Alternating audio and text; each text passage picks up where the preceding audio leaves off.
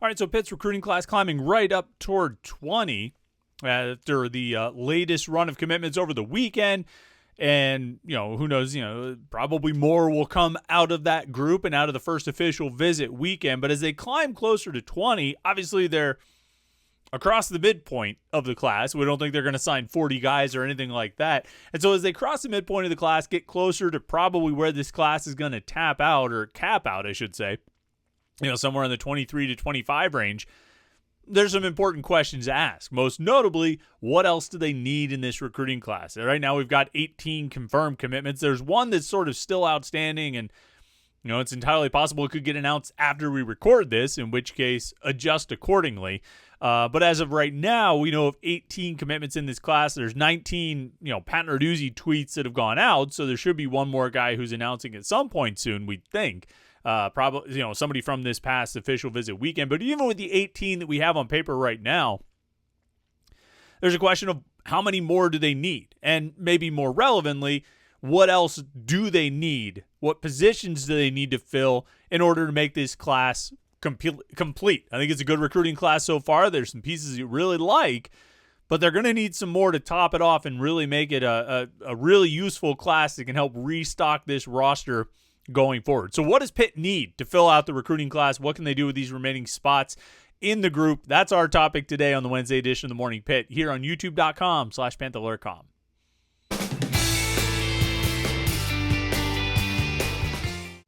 Yeah, it's the Wednesday edition of the Morning Pitt here on youtube.com/Panther-Lair.com. I'm Chris Peak from Panther-Lair.com. You see the website below, Panther-Lair.com. It's the most comprehensive source of Pitt sports news on the internet. Everything you need: Pitt football, Pitt basketball, Pitt recruiting, Pitt transfer portal, Pitt this, Pitt that, Pitt everything.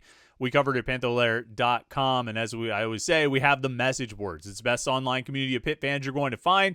If you're a Pitt fan, you want to hang out with other Pitt fans, you want to talk to other Pitt fans throughout the day on, about whatever's going on, whether it's the football side, the basketball side, the recruiting side, transfers, where you worked when you went to college, where you lived when you went to Pitt, all those different, we talk about everything that a Pitt fan could possibly be interested in on the message boards at Panther-Lair.com. I always say this, I haven't said this in a while, but this used to be one of my main go-to lines is look, if you're a Pitt fan, your favorite thing to do is to watch Pitt sports, although sometimes that's a little less pleasant than others. Sometimes you'd like it to be a little bit more enjoyable than it is. But win or lose, the other thing you always like to do as a Pitt fan is talk to other Pitt fans, right? And talk about Pitt sports. Even if you're complaining about it, you want somebody to complain to. Your significant other in the house or your children are probably less interested in it than you are.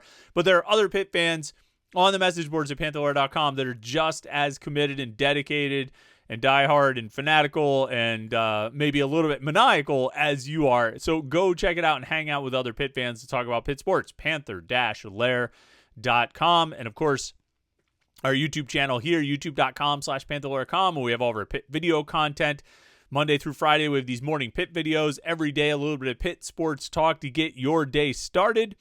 We have our weekly live show that we'll do tonight at 8:30 p.m. right here on youtube.com/Panther-Lair.com. Usually it's me and Jim talking with you about Pitt sports. I don't know if Jim's going to be there tonight or not. He's on vacation, and we're not going to call him in from the beach to talk on the live stream. So it might just be a solo live stream. We'll kick it old school like that. So that means I'm going to need you guys to chime in and be a part of it too, so we can have that interaction, that back and forth, which makes the live stream so much fun. You get in the chat screen over there on the right. Sometimes you guys comment on these Morning Pitt videos.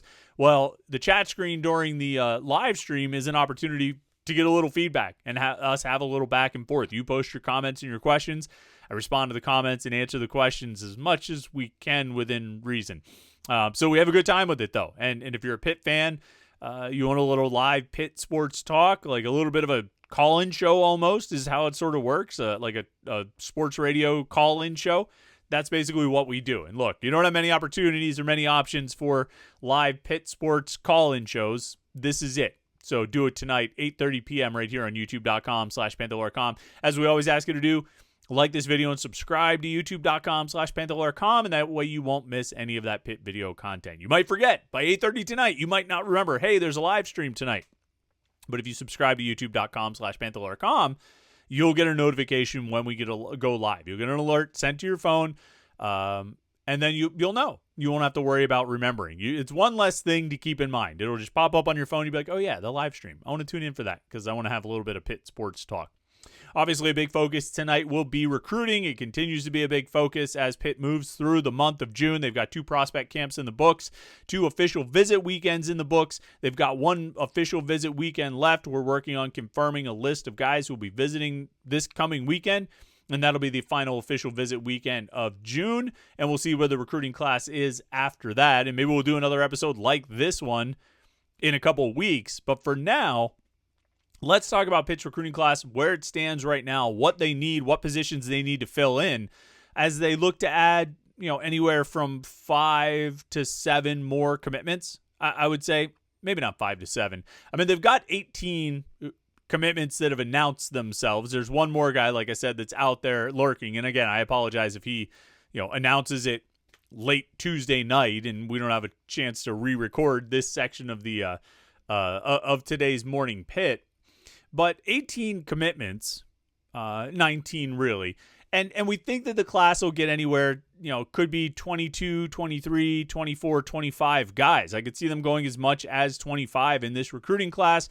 I think they have the room to take big classes. Everybody's going to have the room to take big classes. That's not necessarily unique to Pitt. You can go up to 105 scholarship players. So you're not really going to be limited in that regard. And the old rules about 25 initial scholarships, there were always ways to get around those. They talk about 25 initial scholarships being the limit in a year, but that was always that counted like walk-ons who get scholarships, freshmen who come in, transfers. They were counted as initial scholarships. That was the real limit. You had 25 you could give out in a year. But you could always get around with the January enrollees, because the guys who enroll in January, you could count back to the previous year's 25 if you had room to do so. Now they get so many guys enrolling in January. I think they're always going to be able to count guys back and create room to sign as many as they need. Really, the last few years, I think the only limitations when it came to the signing class was how much they could fit under the 85-man scholarship limit. When you're bringing in transfers, that's going to take up some of the room on the roster. Not so much the initial scholarships, which, again, you can work around, but the room on the roster. I mean, you only had 85 scholarships to work with. Now you've got 20 more. And while I don't expect Pitt to go all the way up to 105 scholarship players, nor should they, and I think most schools won't either, you do have the room to sign as many guys as you feel like you need in your recruiting class. So while Pitt's got 18, 19 commitments already, I don't think they're going to be I don't think they're going to have a space issue that prevents them from signing 26 if they want to sign 26. My guess is it'll probably land somewhere around 22 to 24, which means they've got room for 3 to 5 more commitments in addition to the 19 who have already committed so far. What do they need to do with those 3 to 5 extra spots, maybe 6 extra spots? Well, let's go position by position. Right now, they've got 2 quarterbacks committed. Don't need more than that. You really, I get why they're taking 2 quarterbacks in this class. I like Angelo Renda and Corey Daly a lot. I've been liking Daly more and more as I've continued to look into him this week after he committed over the weekend, and I think he's got a chance to be really good. I probably sold him a little bit short earlier this week when I talked about him as being the second quarterback in the class and a potential guy and raw tools and that kind of. I think he's got a chance to be a really good quarterback in college, Corey Daly. I think there are a number of reasons why his recruitment didn't take off the way it potentially could have for a guy his size and with his skills, but that's beside the point. I think he's going to be really good. Now, we'll see if they can hold on to 2 quarterbacks all the way through signing day. That could be a challenging task in and of itself. But right now, I think they're good, and even if they lose one, they might try to find another guy late in the process. But even if they lose one, they'll still have one. And that's really the most important part. You need to get at least 1 quarterback in every class, really, and certainly this year's class. So I think they're good there. Running back. They have 1 commitment right now. It's Damon Ferguson. They signed 3 guys last year. Jalen Brown, Saquon Smith, and Ja'Karian Turner. And the running back situation is such a weird one in terms of the players they have and the eligibility that they've got and kind of how they're spread out. You got a couple seniors in Desmond Reed and Derek Davis. You've got a redshirt freshman in Juelz Goff, and then you have these 3 true freshmen. So you have 6 scholarship running backs. But three of them have never played in a college football game. One of them has played in just like 3 games last year, 4 games, whatever Joels Goff ended up playing.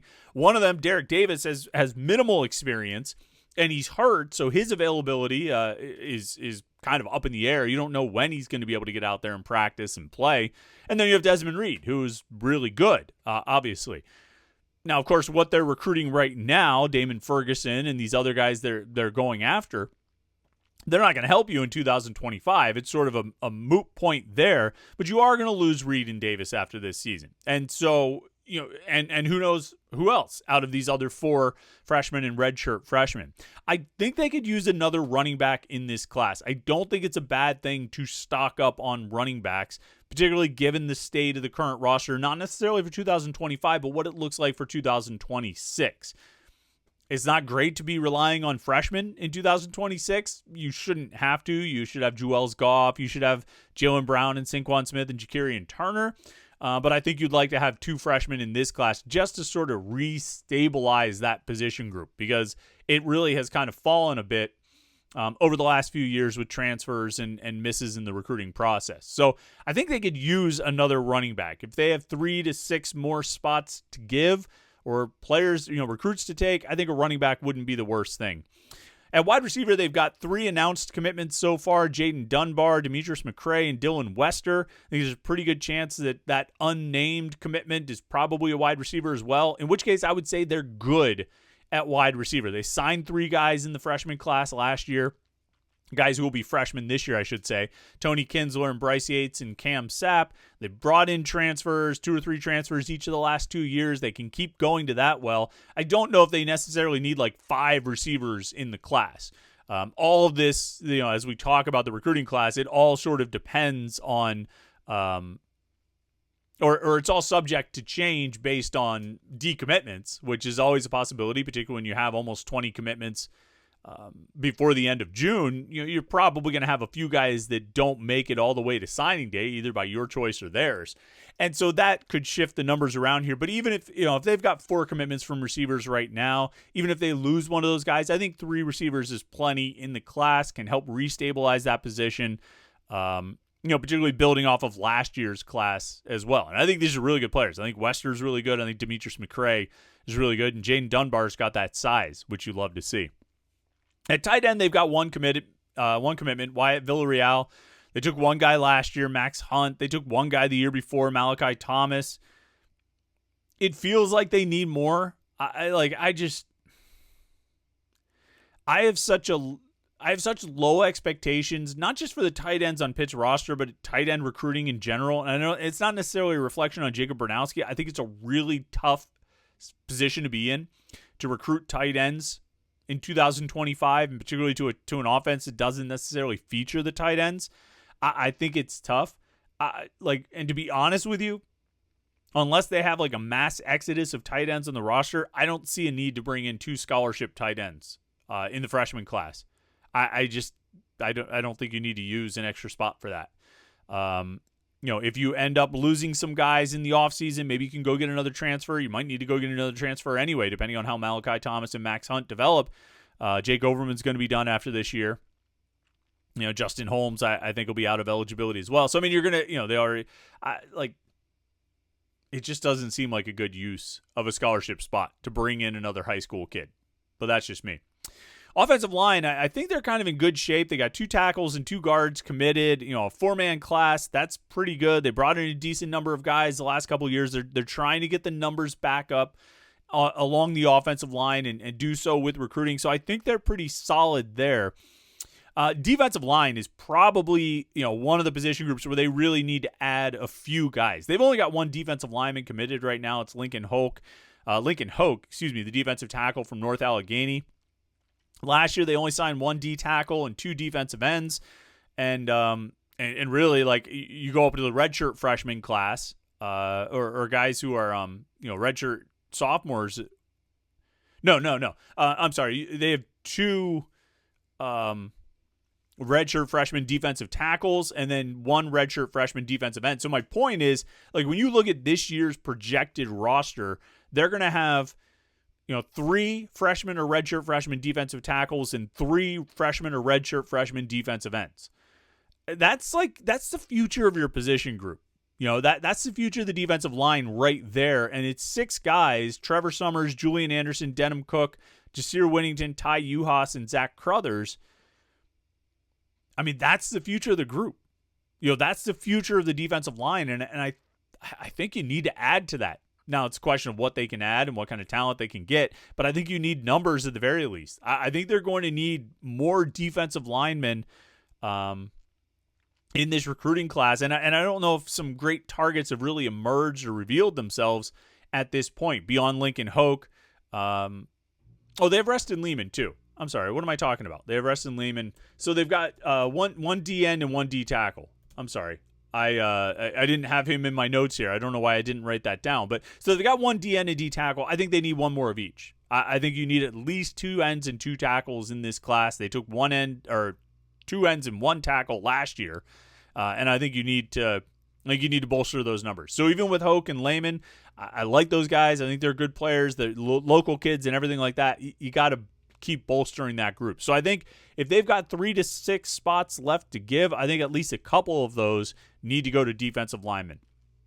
Linebacker, they look really solid. Isaiah Simmons, Marcus Jennings, Desmond Johnson. We talked about the linebackers yesterday. I think this class is really good. Continues the trend of really good linebacker classes.